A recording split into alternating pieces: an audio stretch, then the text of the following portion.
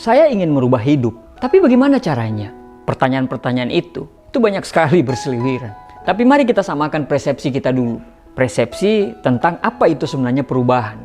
Perubahan yang dimaksud adalah perubahan ke arah yang lebih baik.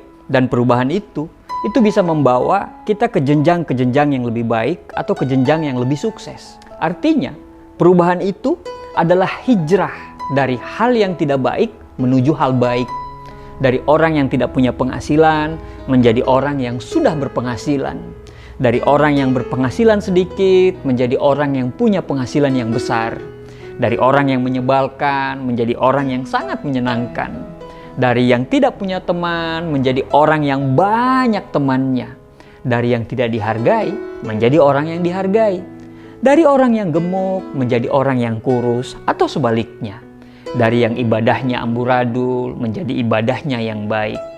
Atau dari orang yang suka main judi slot menjadi orang yang sudah tidak pernah lagi bermain judi slot.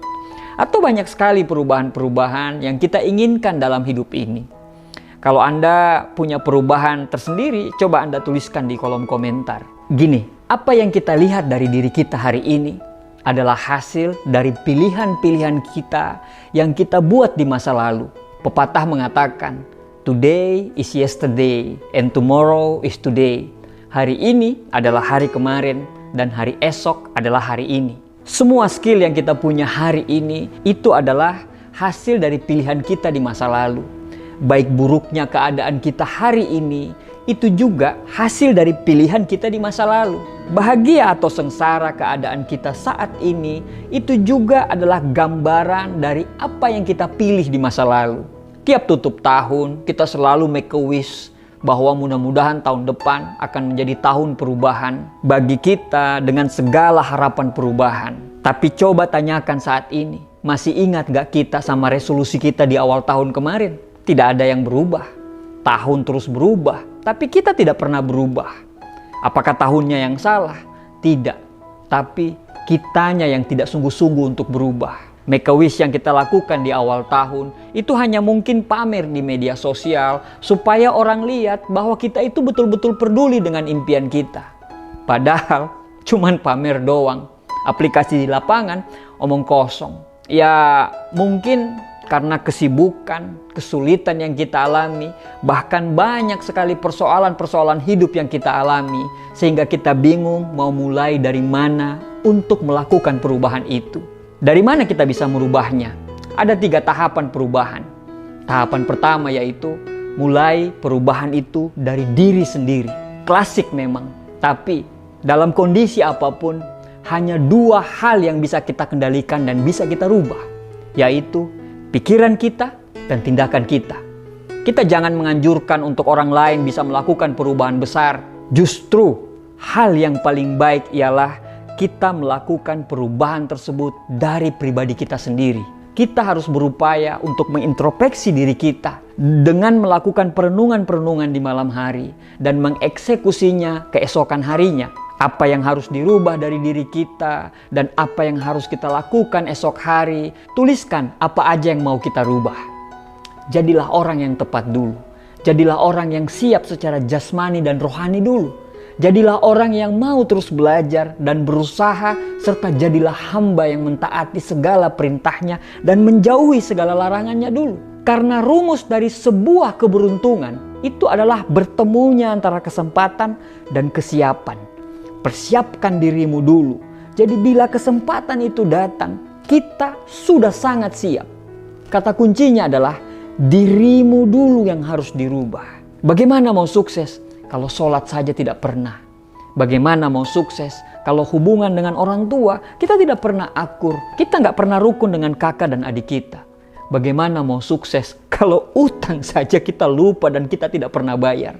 Bagaimana mau sukses kalau kerjanya kita hanya nongkrong di warung kopi berjam-jam hanya untuk berdebat tentang siapa capres pilihan kita dan itu benar-benar di luar kompetensi kita? Bagaimana mau sukses kalau lebih banyak istirahatnya daripada kerjanya?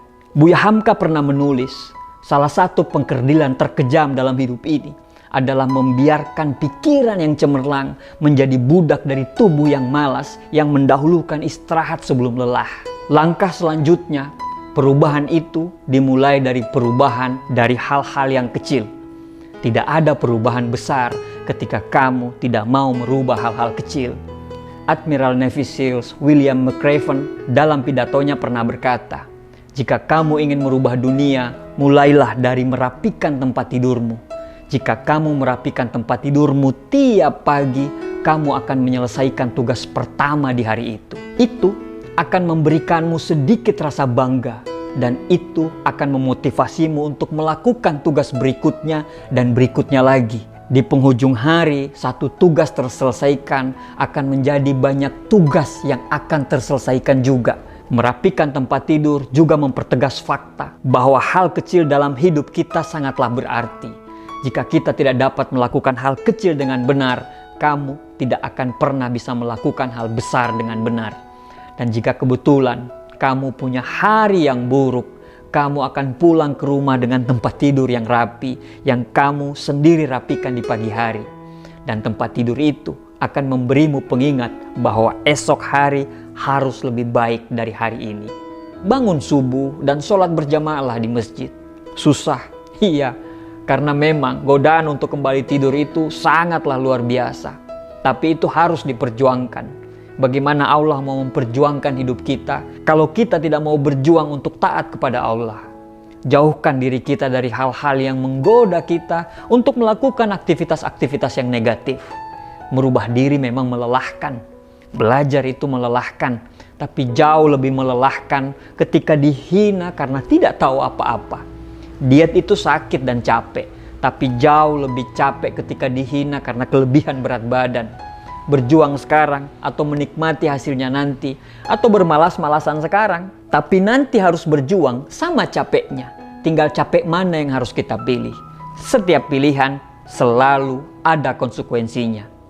Tahapan ketiga dan terakhir yaitu melakukan perubahan itu saat ini dan jangan menunda-nunda. Langsung rubah semua perbaikan itu dan jangan banyak pertimbangan. Banyak di antara kita yang suka menunda-nunda, dan hal itu sangatlah tidak baik, karena jika kita menunda maka hasilnya juga akan tertunda. Jika langsung dilakukan maka hasilnya pun akan langsung dirasakan. Jadi change your choice, change your future. Dengan kita mengubah pilihan kita di setiap fase dalam kehidupan, maka kita akan merubah masa depan kita menjadi lebih baik. Kalau dulunya sholat kita belum baik, maka berjuanglah untuk bagusin sholat kita. Kalau dulu kita memilih bangun kesiangan, maka mulai hari ini kita harus mulai bangun pagi. Kalau dulu kita memilih menghabiskan waktu berjam-jam untuk rebahan dan bermalas-malasan, maka hari ini kita harus lebih rajin dan lebih produktif lagi. Kalau dulunya kita suka lalai dan bermain, maka sekarang harus lebih serius lagi. Jangan sampai kita termaksud orang-orang yang menginginkan perubahan besar dalam kehidupan kita, tapi kita masih saja melakukan hal-hal yang sama tanpa mengubah pilihan itu sendiri. Karena orang-orang yang seperti ini termaksud orang-orang yang disindir oleh Albert Einstein, yaitu kegilaan adalah melakukan hal yang sama berulang-ulang, namun mengharapkan hasil yang berbeda. Kalau kita tidak mau dianggap gila atau mengidap kegilaan itu sendiri, mari change our choice so we can change our future. Mari kita ubah pilihan-pilihan hidup kita agar masa depan kita berubah sesuai dengan apa yang kita inginkan. Semoga Allah selalu bersama dengan kita semuanya. Terima kasih.